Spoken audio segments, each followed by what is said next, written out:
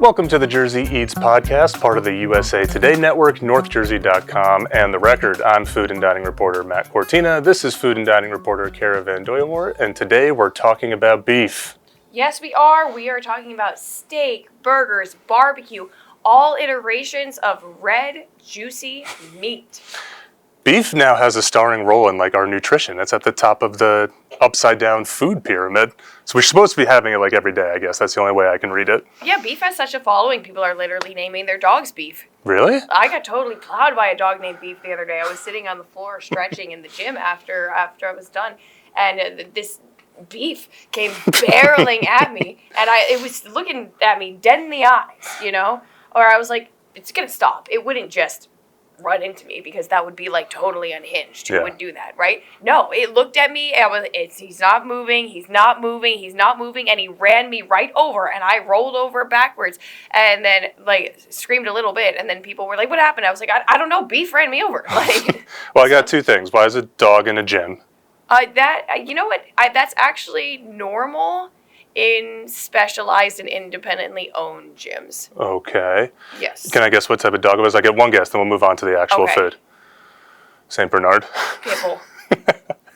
Pitbull makes, yeah, okay. Yeah.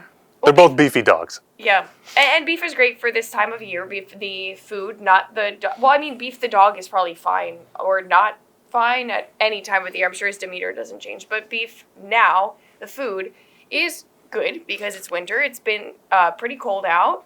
Again, not sure why you guys act like you're surprised that it's cold out because we're from New Jersey, and newsflash, no, it's not a record-breaking winter like it was this last year as well. Mm-hmm. But beef, it's super warm, umami, and it has so many words associated with it that have to do with warmth, like fire and sizzling and smoky and just red hot.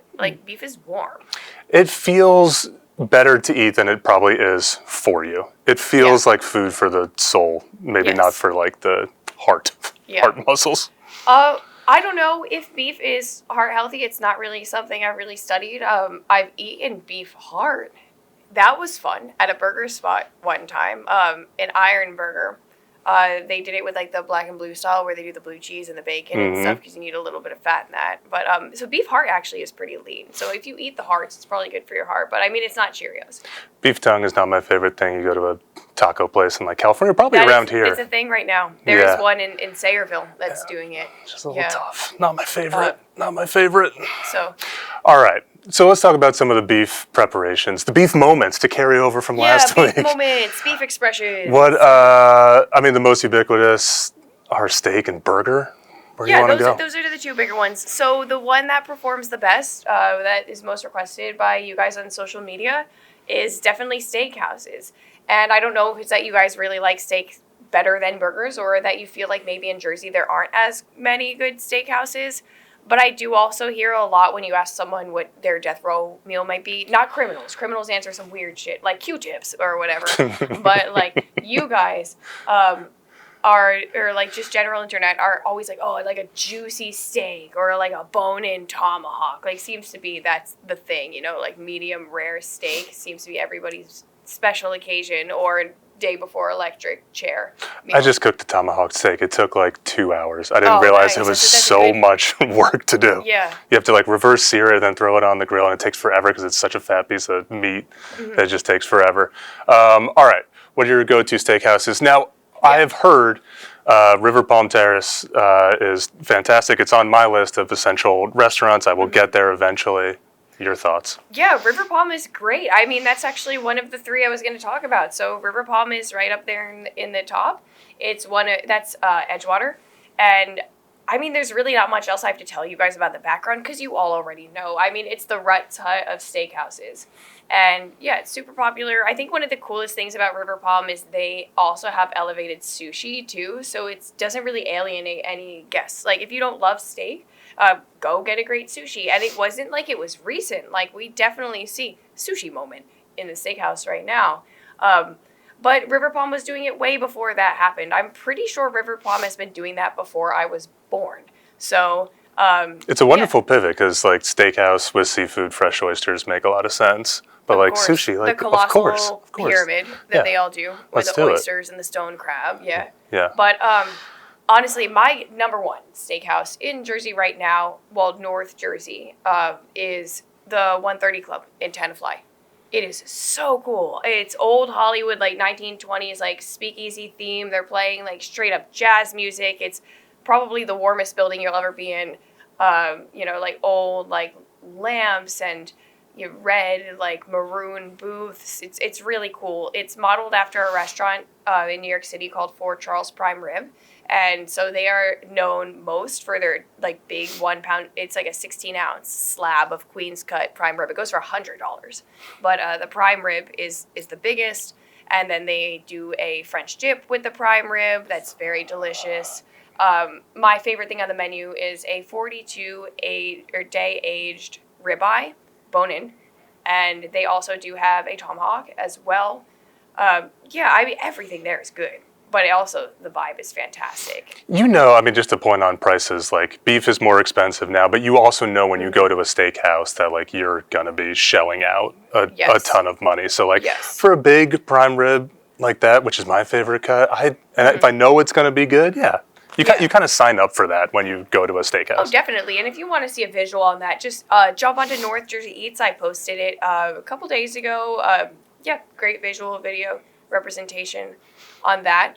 All right, so 130 Club, River Palm, and then my third one is addressing what you just said about, shelling out a crap ton of money. You know what? Let's not. If you don't want to spend as much, I'm not going to say this is cheap. You're still going to pay like $60 for an equivalent 100, but like that's 2/3. Prime 94 in Fairfield. That's just a really good spot. And I think that they also... Oh, yeah, they do. They have a Kansas City strip, which I like because I know that New York strip is like a very good seller, but Kansas City strip, it has the bone left in, so it has more flavor like infused into the meat after cooking, and it has a nice fat cap. So that's cool because you don't see a Kansas City strip a lot around here, and that's something you guys might really like to try. But it's the same as the other steakhouses. Exceptional service, great high-quality meat, but it's in a different county. It's not as much of like a bougie area. Not saying Fairfield's bad by any means. Like, we're certainly upper middle class there, but so it's just a more affordable option for whatever reason without dropping in quality at all. Oh, that goes a long way for me. I'll add one in Central Jersey if you're ever in the area, or if you're from there listening to it, De Fleuret in Lambertville. I had a veal chop there that was freaking believable. Yeah. So good. So simply prepared, just the choicest cut. Like, I'm not a big like steak person, but that would be my last meal. That veal preparation. Veal yeah, right there. I will recommend another veal chop since you brought it up. I really like the veal chop. It's pan-fried and panko crusted at Frank Anthony's, covered in vodka and burrata. So it's like your veal choppy parm, but it's, quote, pan-fried to perfection. And I do agree with that statement. So, real quick, what's your go-to cut of steak? My go-to cut, I'm also a tomahawk. The best steak that I've ever had was in Weehawken at a new restaurant called Drift. It opened about a year ago. And across the rest of the menu, I'm going to be honest, I'm quite neutral. But they had a special on that night. It was a 38-ounce Wagyu tomahawk. It was $380. Yeah. It was outrageous. And it just completely melted like butter. The only bad thing about that was I had written about it in a newsletter afterwards about how much I liked it. And I had just this guy who was so angry. He was like, I don't care how good this steak was. That is so egregiously wasteful and offensive. And I'm like, I split it with another person. We took the leftovers home. It wasn't like I'm like, oh, I'm just going to eat 6 ounces of this Wagyu steak and then fuck the rest of it. I don't ever want to see it again. It's like, no, you're going to take it home and just instead of the next day having or making pasta or whatever, you just have the leftovers. And I responded to this unfortunately distressed fellow. I just said, yeah, I split it with a friend. It was advertised as for 2. Brought home the leftovers, finished it the next morning in a nice hash, and the dog enjoyed the bone, period.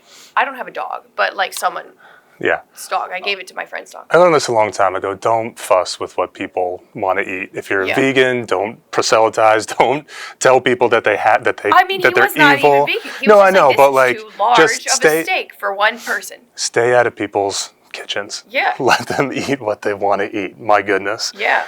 All right, something that a lot of people eat. I guess if you're not a vegan, burgers. Burgers. Yep. I just had one for lunch at Holston's. Oh, cool. Wait, you were at Holston's for lunch today? I was, yeah. I was at Christo's in Bloomfield. Bro, you didn't even tell me. So close. We were literally on the same street. I know. So. Well, what would we have done about that? I mean, I probably would have went over to Holston's. And yeah, we could have had ice cream. Could have had ice cream. That's exactly what I would have done if you were at an ice cream place. Yeah. Which he was. I was. Holston's, just like everything else there, just like solid, exactly what you ordered, and under $10. I think all hamburgers should be under $10. I hate when you are getting a fancy hamburger that's up to like $20, $25. Just do the math of what it costs to create that. Mm-hmm. I get that it's a revenue earner for them, but it's a revenue earner for me to not eat super expensive hamburgers. That's valid. So keep the price down. I am much more likely to patronize you if you keep the price down.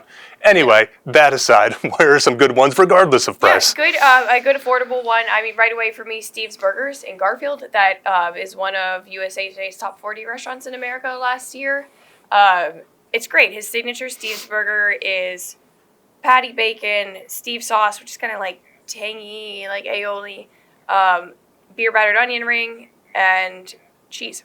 It's a good burger. That's all you need. Yeah.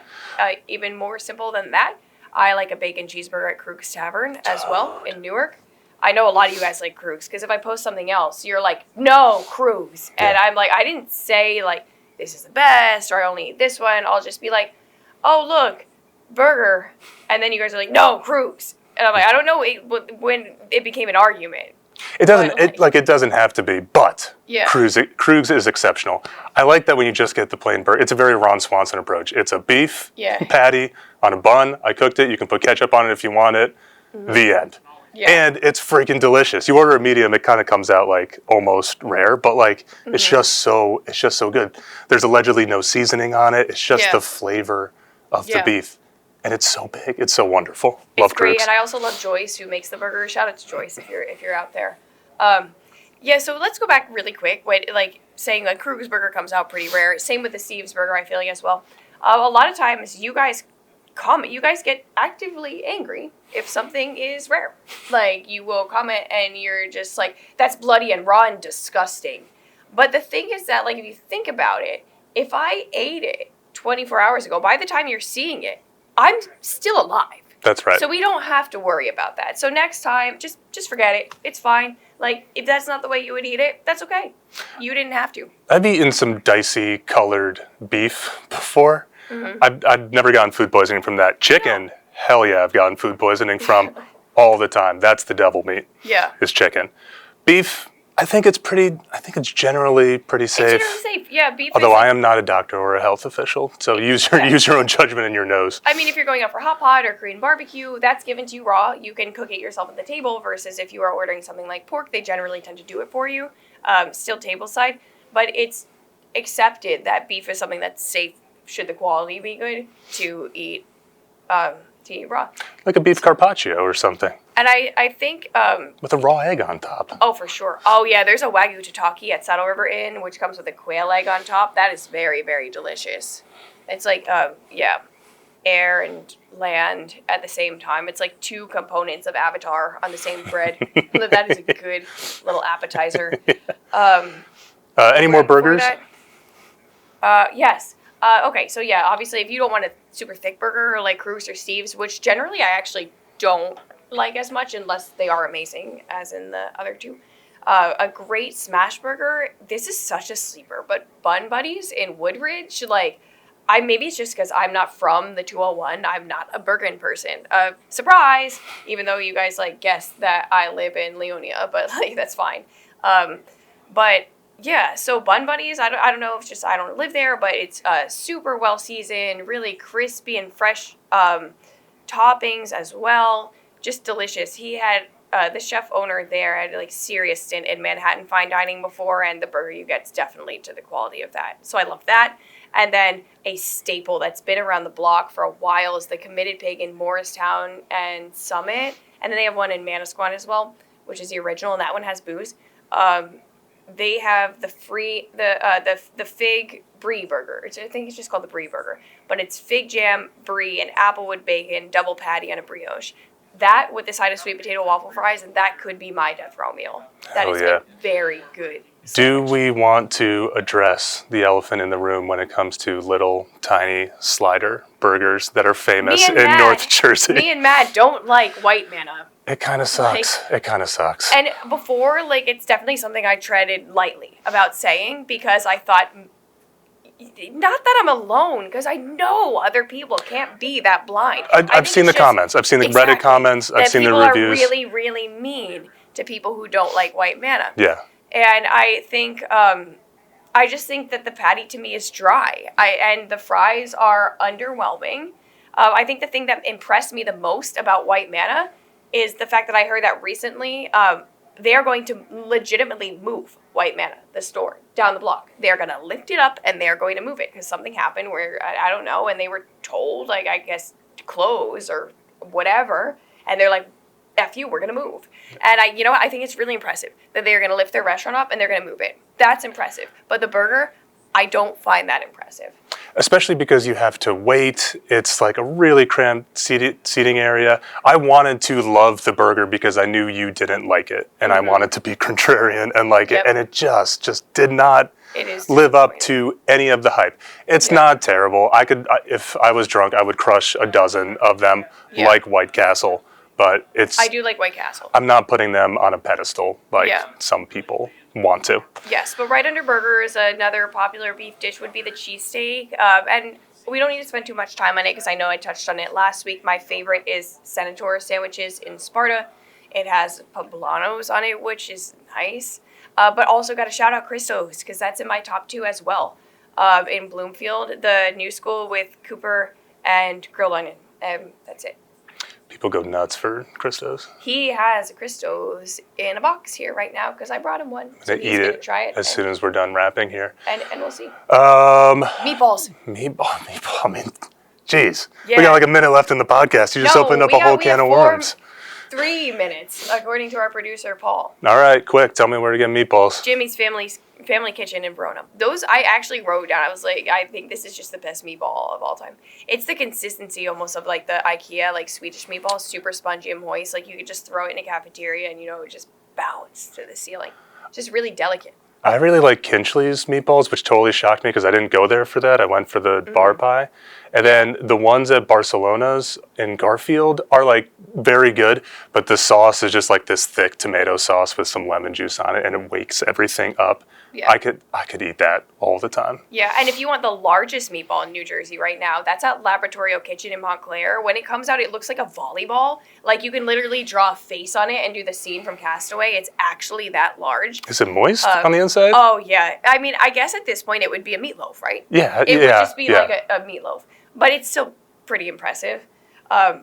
But yeah, in our last few minutes, let's transition to a little bit more unexpected beef dishes. So Matt doesn't know all these notes I have here. I'll be surprised. Oh, first, I know you guys are going to want to know where to find some good barbecue. So I will just riddle off 3 really quick. Kimchi Smoke in Westwood. I know that's Matt's favorite as well. We talked about it last week. Yeah, great, because he's Asian, but he lived in Texas. So you have a lot of Asian flavors, like infused into brisket is his primary meat that he uses. Yeah, just great technique and great flavor combined. Awesome stuff. A lot of you are really into the big beef ribs, the dino rib. That they go for like $34 a piece. If you want it on the menu every day as opposed to a special, there's a place in Greenbrook called Red, White, and Q. It's always on the menu. It's also just a good place to be. I also this past week judged the New Jersey chili cook-off. I tried 62 chilies and then also competed the 8-mile race the next morning, so you can imagine how that was. The winner was a food truck called Lots of Meat Barbecue. If you follow them on Instagram, Lots of Meat BBQ, you can see where they're going to pop up. They have had some of the best brisket I've ever had. Just really small batch. So I love names that are just right on the nose. Oh yeah, just Lots very of literal. Meat. That's it. Now I'm going to take Matt around the world in like 2 minutes or less. So, international beefs, A5 Japanese Wagyu. The place to get this is Sushi by Sea in Ridgefield. That is the best one, flown in from Japan, I think like twice per week at least. If you want Turkish smoked meat, there's a place called I do. Meat Moot. It came from Istanbul. It is now in Patterson. All you do is you tell them what cut of meat you would like, and then they bring you 7 or like 9 sauces and at least 6 different side dishes. Love it. You don't have to do anything else. Love it. Galbi, the Korean marinated short rib. There's a place called the Kalbi, that's Kalbi, in Englewood Cliffs, and that's a very elevated. It's like almost like the Capitol Grill of Korean barbecue. Very elevated presentation. I very much enjoy the ribeye fried rice at Thai Chef Jr. So that's like a Thai fried rice topped with ribeye. And because it sells so well, they have a lot of beef tallow in the restaurant too, just left over that they rendered off. So ask them to cook your ribeye fried rice in the beef tallow. If you are that much of a beef person, it's very decadent. Lomo saltado is the Peruvian stir-fried beef. There is a place in Patterson that is literally called Lomo saltado, and it's the most tender version I've found so far. You guys love it. Their reviews on Google are 4.8. And ending with a Italian one is the spicy rigatoni at Cotto in Morristown, which is on my top 3 new restaurants of the year. And you're asking yourself, wait a second, spicy rigatoni, isn't that spicy vodka? No. At Cotto, it is spicy, slow-cooked brisket rigatoni, topped with baked stracciatella cheese. I'm in. Yes. Great list. I would add the Lomo Saltado at Main Street Cafe in Hackettstown is awesome for all your Colombian Colombian needs. Yeah. Go to either of those places. That'll do it for us this week. Check out what we're doing on Instagram at North Jersey Eats. You can find this podcast wherever you found this one or wherever else you can access podcasts. Check out what we're doing at NorthJersey.com. For Kara VanDooijeweert, I'm Matt Cortina. Yes. And remember that no matter how much you hate bouncy meatballs, there is still an Italian restaurant in a strip mall in Wayne cooking them better than everywhere else because New Jersey has the best food. We will see you next week. See ya.